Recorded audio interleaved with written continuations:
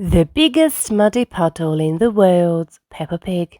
Once upon a time, Mummy Pig and Daddy Pig were tucking Peppa and George into bed. "There's so much rain," Peppa said. "That means there will be muddy puddles to jump in tomorrow." Mummy Pig smiled. The splish, splash, splosh of raindrops on the windows sank Peppa and George to sleep, dreaming of muddy puddles. While Peppa and George slept, it rained, and rained, and rained. It rained so much that the next morning, when Daddy Pig ran out to jump in a muddy puddle, he landed straight in a massive pool of water. "Oh, who put all this water here?" Daddy Pig said as he swam back to the house. "And where are the muddy puddles?" asked Peppa. "Splash! Quack, quack, quack. Our house is like a desert island." Peppa laughed, looking at all the water. "Oh dear," Mummy Pig said. "How will we get our food?" Granny Pig and Grandpa Pig arrived on their boat.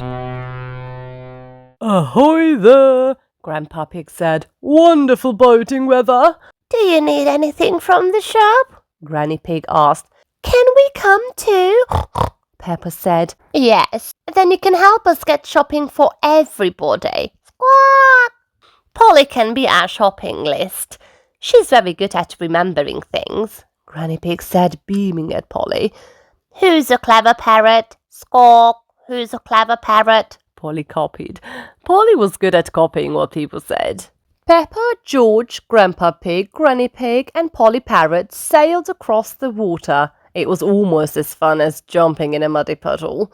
Each house was like its own desert island. They sailed from house to boat to submarine, asking if people needed anything from the shop. "Do you need anything from the shop?" "Chocolate, please," Susie Sheep said. "Squawk, chocolate," Polly Parrot copied. "A newspaper and a comic, please," Grandad Dog and Danny Dog said. "Squawk, newspaper, comic," Polly Parrot copied. "Cheese, please," Grampy Rabbit said. "Squawk, cheese," Polly Parrot copied. When Grandpa Pig's boat arrived at the supermarket, Miss Rabbit was all alone. "Silly, isn't it? A little bit of rain and everyone stays at home. What can I get you?" "Polly has a list," Peppa said proudly. Squawk! Polly Parrot opened her beak and said, "Who's a clever parrot? Who's a clever parrot?" Oh dear, Polly Parrot had forgotten the list. Luckily, Peppa remembered what everyone wanted. Grandpa Pig sailed back from submarine to boat to house. "Cheese," Peppa said. "Thank you, Peppa," Grampy Rabbit said. "Newspaper and comic," Peppa said.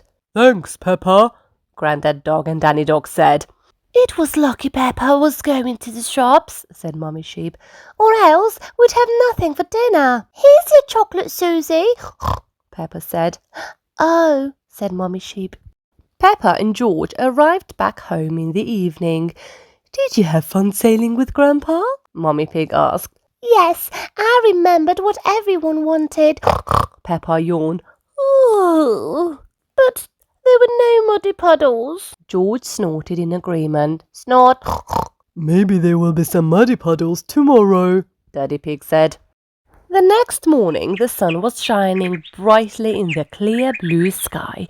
Polly Parrot flew with a sprig of leaves in her beak to show them all that the water had gone. She landed on Grandpa Pig's boat that was now stuck on Peppa's front lawn. "Oh," Granny Pig said, looking out from the boat. "I wonder what kind of mess the flood has left." And what did they see? The houses that were once desert islands were now back to normal, sitting on top of their hills. The water that Peppa and George sailed through was now gone, and instead, at the bottom of Peppa and George's hill was the biggest muddy puddle. Squelch! Squelch! In the world! I hope you enjoyed this book. Do you like jumping in muddy puddles? Well, so does Peppa and George. Don't forget, be good for Mommy and Daddy. Subscribe and like. Bye-bye.